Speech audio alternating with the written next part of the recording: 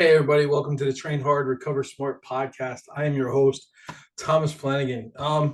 Today, I want to talk about sleep. Sleep. Everybody thinks that you can function on 4 hours sleep and still get everything that you need, and your body can recover, so you can do everything that you want to do and achieve those fitness goals. Well, I'm here to tell you, no. Um, you need to get adequate sleep. You need to anywhere from 6 to 8 hours a night is optimal. Okay. So today I'm going to give you some tips on how to improve your sleep quality. So, so you can improve your overall fitness and well-being. All right. So the first thing I want to talk about is establish a consistent sleep schedule. All right. For me, I everything gets turned off. Do not disturb goes on the phone at about 9:15 from Sunday to Thursday. On Friday and Saturday nights, the do not disturb clicks on about 10. So by doing this, that starts my digital detox, and starts helping me with some other things that I will go over here today. So as kids, when I was putting this together, establish a consistent sleep schedule. It just reminds me, kids, teenager, you know, uh, just most kids, you had a bedtime, school tomorrow, got to go to bed, and we all hated having a bedtime. But I'm here to tell you that is exactly what you need. You want to go to bed and wake up the same time pretty much every day, even on the weekends. This is going to help regulate your body's internal clock and promote better sleep quality. So again, like Sundays, I start my digital detox around like 9:15. That puts me, in bed, roughly about 9:45, 10 o'clock. That's Sunday through Thursday. My wake up times from Monday to Friday is I'm up around, mostly it's between 6:30. It's when I get up, but I have to wake up a little earlier. I have to take some medication. So some days, I shoot for that 6:30 time frame, but some days it's 7. It all depends on when my medication for my migraines kicks in. So, and then Saturday, Friday, my digital detox starts at 10. And the same thing on Sunday. My wake up on Saturday and Sunday is usually right around that 7 o'clock, 7:30. Again, I wake up a little bit earlier, take my medicine, and then it just depends on when it takes effect. But again, so consistent schedule for me is Sunday night through Thursday night. I'm in bed by 9:45, 10 o'clock, and I'm up and moving around roughly around that 6:30, 7 o'clock in the morning. Saturdays and Sundays, or Friday night and Saturday night, I'm in bed by you know 10:30, 10:45. And then Saturday and Sunday, I'm up between around that 7 o'clock, 7:30, but I shoot for that 7 a.m. So again, 6:30, wake up Monday through Friday, 7 o'clock, wake up Saturday, Sunday, in bed Sunday through Thursday, 9:45, 10 o'clock, in bed Friday and Saturday night, probably between that 10:30, 10:45 mark.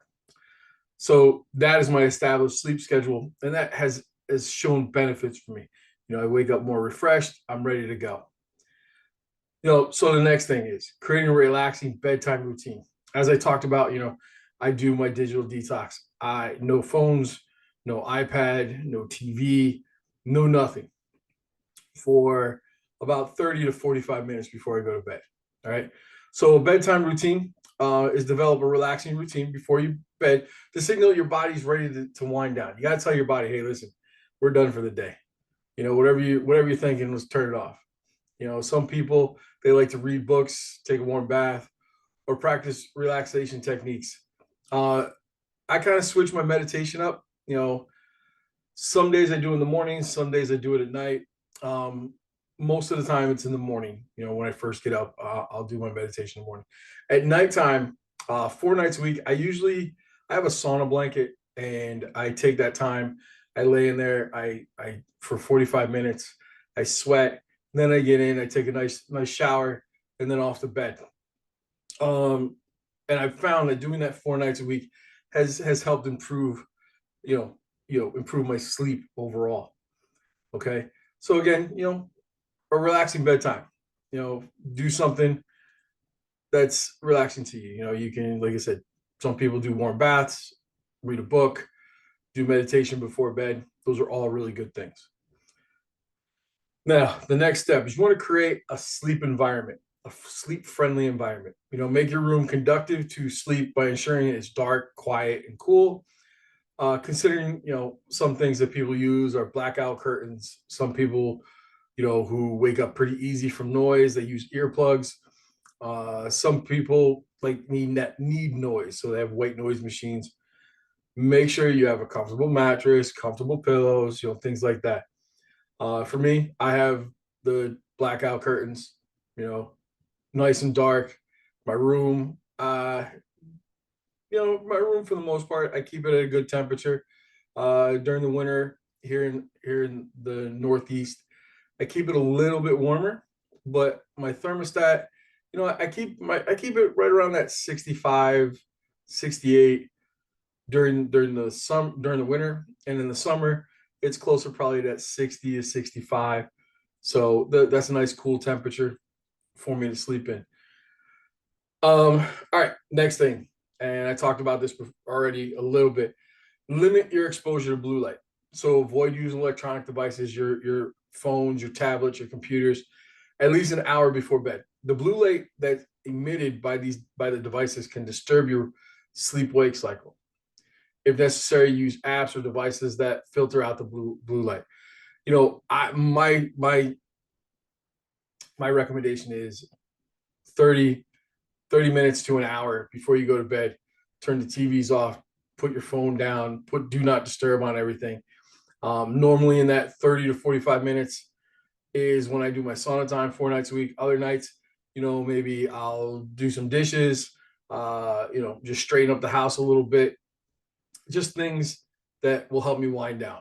Again, sometimes I'll do meditation before bed, but overall, that 30 to 45 minutes before I go to bed, I put the phone away, iPad away, TVs are off, everything's done, and I start my wind down. Okay. Another thing that's going to help improve your sleep at night is avoid stimulants and heavy meals before bed. So limit the intake of caffeine. I usually stop my caffeine intake right around that 3:30, 4 o'clock time frame in the afternoon. So you're going to limit your caffeine, limit your nicotine, and alcohol, especially in the evenings. The substances can interfere with your sleep quality. Additionally, avoid heavy meals close to bedtime, as this digestion will disrupt your sleep. Normally, again, probably about an hour and a half before my digital detox starts. Well, before my digital detox starts, I usually have something to eat. Some nights I'll have a protein shake. Some nights I'll have a yogurt. Usually I have something that's a little higher in protein. This helps with fat burning, which I'll go over that in another episode. But I usually eat probably if I'm going to bed at 9:45, I'll probably eat something light around 8:30, 8 o'clock, between the 8 and 8:30 mark. And it's light, like I said, yogurt, protein shake, you know, things like that. Uh, Again, I cut my caffeine out around that 3, 4 o'clock. I don't drink much anymore. Maybe once in a blue moon I have something, but you want to kind of limit that stuff because again, it's going to interrupt with the quality of sleep that you're going to get. Okay. Uh, Exercise regularly. Get a program, have something to where you're working out or you're doing something. Engage regular physical activity during the day as it can help promote better sleep. However, avoid intense exercise close to bedtime as it may leave you too energized to sleep. Ideally for me, I'm not a morning person anymore. My mandatory fun days are over. I no longer go to the gym before 9 a.m. in the morning if I can avoid it. I like to get to the gym right around that 12:30, 3 o'clock in that time frame. is like when I go do my workouts. The gyms are not as packed, so it's easier to get to equipment. And it's in the middle of the day, so it's either an hour or so after I had lunch, or it's right before I'm having lunch that I'm gonna kick into my workout.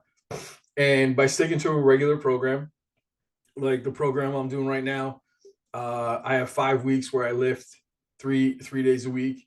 Then on the sixth week, I only have one day, but it's a 1 rep max day, so I'm going to lift heavy. So by sticking to a regular program, that's great. On top of my lifting schedule, uh, I have a dog. We do different things through the month. Like this month here, we're doing, we got to do 30 miles for Mission 22. Um, so we get out and walk. We do 30-minute walks a day, and then there's a couple days a week where we do one 40-minute walk and then two 30-minute walks. All right, so exercise regularly. That's going to help with with your sleep. Manage stress. High stress is one of those killers. High levels of stress can interfere with your sleep. Practice stress management techniques such as regular exercise, relaxation exercises, journaling, and seeking support from like a therapist or a counselor. Managing stress, that's something that you got to work on. Journaling. I do my journaling. I have an app on my phone. It takes 5 minutes. I do that 6 days a week, and then I actually have a structured journal called Mind Journal that I use once a week, and that one's a little more in depth. Takes a little more information. Takes a little longer to do. So I do those. Again, I exercise. My relaxation exercises. Again, I do my meditation either mostly in the morning, but sometimes at night. I have my sauna time that I do, where I can get a good sweat and release some toxins. So that's my routine on how to manage stress. There's a bunch of other stuff, but if you're having a hard time with stress, as one episode I did an interview with Mike DeGesso, and the biggest thing is find help, get help for your mental stability. Talk to a therapist or a counselor. Okay. Now, the next one is you're going to create a comfortable sleep environment. Make sure your bedroom's comfortable with a supportive mattress, suitable pillows, and breathable bedding. Finding the right sleep position for you can also enhance your sleep quality. That's all on you. I don't sleep with heavy blankets. I usually have on the bed, about 4 pillows. I have a neck issue, so I have, specialty pillows that I use. Okay. So that's going to help you also find a good position to sleep in. The next one, you want to limit your napping. If you have trouble sleeping at night, it may be helpful to limit daytime napping. If you do nap, keep it short, around 20-30 minutes, and avoid napping too close to bedtime. There are days that, my body's like, hey, we need to recharge. So if I'm going to take a nap during the day, it's usually, if I'm going to do it, it's got to be before 3 o'clock. If it's after 3 o'clock, I notice it pushes off my bedtime a little bit too much, and then throws me out of my routine. Okay. Consult a health professional if you have persistent sleep difficulties or suspect an underlying sleep disorder. It's advisable to consult a healthcare professional for further evaluation and guidance. I do have some people, some friends, some clients who have trouble falling asleep. And they go to the doctor, some get medication for it. Others, they're given these techniques to do. And I'll tell you, a lot of them, it's because they're on their cell phones, scrolling through social media while laying in their bed. My phone charges in a different room. This way here, I can't touch it, can't grab it, can't do anything. So these are just some things that help you with your sleep. Remember, improving your sleep is a personal journey. It may take time for you to find what works best for you. Experiment with different stages and habits, discover what helps you achieve the best quality sleep for optimal fitness gains. I sleep with a smartwatch on. I have an Apple Watch, or whatever they call it, iWatch, whatever. But I have an Apple Watch. So I have some clients that you have Fitbits. if you can get some type of device that can track your sleep for you, you can then look at how, all right, this week here I did my digital detox, and you can compare it to the week before that you didn't. And what those will do for you is now it'll show you what's helping and what's not. Okay. So, and that's what I do when I start having a couple of nights where I'm off with my sleep. I'll go back and I'll look at, the data that I got from my watch, um, and I'll compare it to what, and then I'll look at what I ate that day. I'll look at what I did that day, and I'll start making the appropriate changes. The one thing that I'm going to tell you, and this will bring the show to an end, but when doing these, don't do them all at once. Just like with a diet, make small changes first. Okay. When it comes to your sleep, I would really start on your sleep environment, then your sleep position. Then I would go to then setting up a schedule. When you go to bed, then I would start developing my routine, then start limiting the blue light, and then just pick one at a time. But again, the environment, sleep friendly environment, your sleep position, those are some things that I'd work on first, because those are pretty easy to do. The rest of these will just fall in line. Okay. So that's everything I got to talk about sleep. Now, if you follow me on social media, the other day I did a post where now you can make a donation to listen to the podcast. Okay. So the donation can be $3 to $10. You can cancel anytime you want. But what I'm going to do with that money, because my goal in life and my new mission is I want to help service members and veterans. Okay.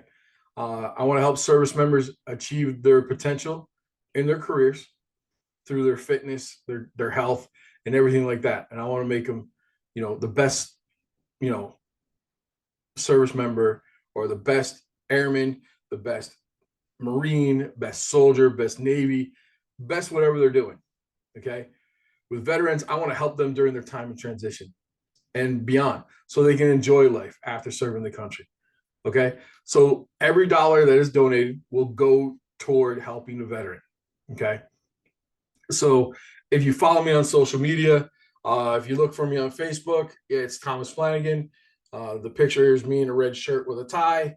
That's the guy. Follow me there, and then you can look for the post. On Instagram, it's at Coach Tom Fitness. You can search tnrfit.com. You can go on there, and I'll put a link in there to subscribe to the podcast. And let's see, where else am I? I'm on LinkedIn. You can find me on LinkedIn. I'll put links in the description of today's episode, plus a link to where you can donate money for the podcast, to where I can, you guys can help me help more service members and veterans achieve their health and fitness goals. So again, today's episode was all about sleep and how it can affect everything. Basically, if you're not sleeping well, your stress levels are going to go up. If you're not sleeping well, your exercise routines are going to be off. If you're not sleeping well, a lot of things in life don't go as planned. Okay. So I hope you got a lot out of this episode. If there's any topics that you would like me to cover, feel free to shoot me an email at tnrfitness@tnrfit.com, or you can send me a DM on any one of my social media platforms. And again, I'll put a link in the description of today's episode. We also have a YouTube channel. You can go on there. You can look at me. You can see me as I'm talking.